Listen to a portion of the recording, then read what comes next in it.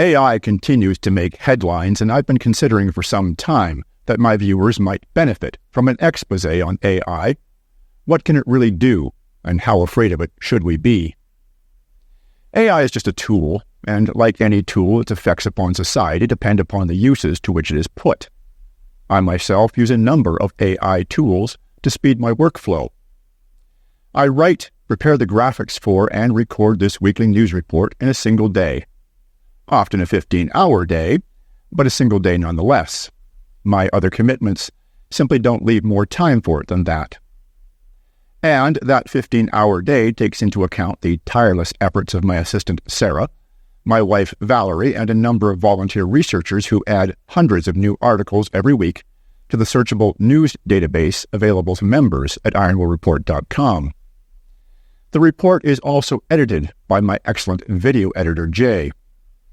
Without the efforts of my team, producing a news show such as this one, with the very limited resources at our disposal, simply wouldn't be possible.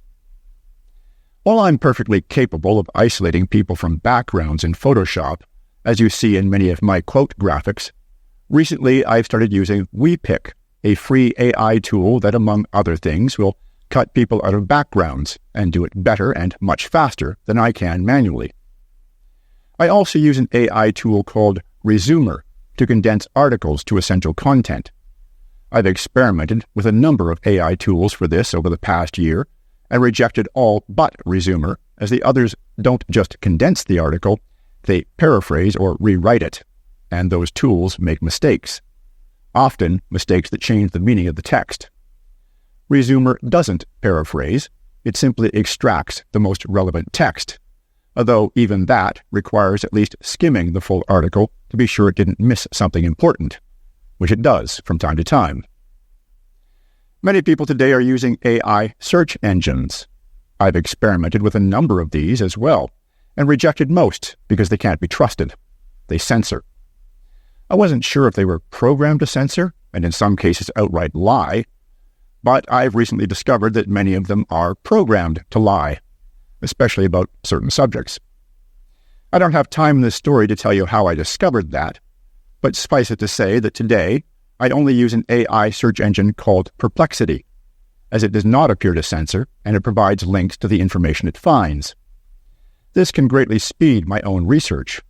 For example, in this week's report alone, I used Perplexity to find out the relevant facts on the imprisonment of Alexei Navalny, what percentage of Canadian homes have smart meters, and what is the annual income of the average Canadian, among a number of other facts.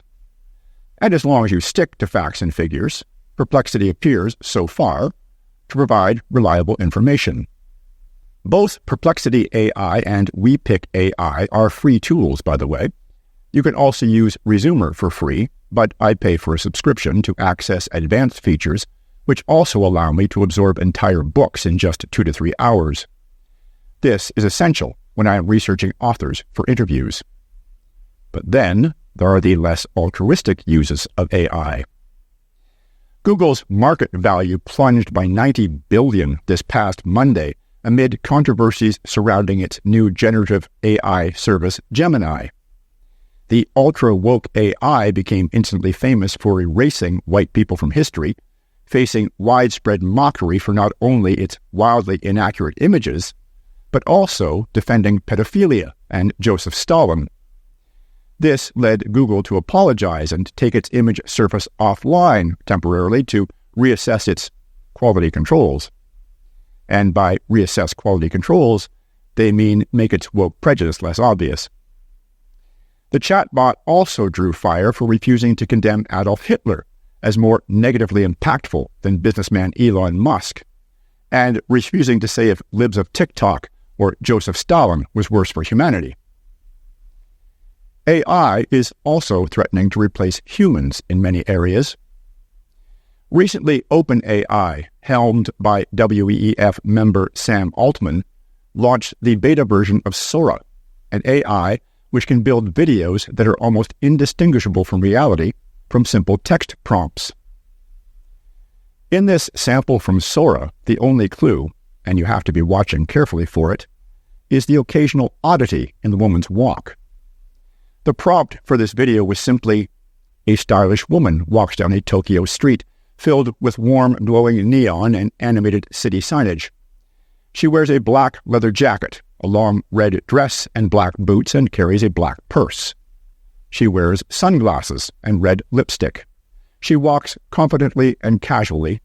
The street is damp and reflective, creating a mirror effect of the colorful lights. Many pedestrians walk about.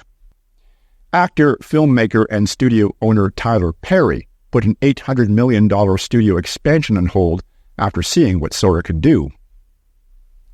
While not yet available to the public, there are concerns that Sora could be used to create deepfake videos of anyone. The potential for libelous content alone is staggering, and never mind how it could be used for propaganda, creating videos of events that never actually happened. Of greatest concern, though, is the recently revealed fact that Moderna is using AI to develop bioweapons. They openly admit to this, and boasted that their AI produced 40,000 lethal molecules in just 6 hours. So how afraid of AI should we be? Very.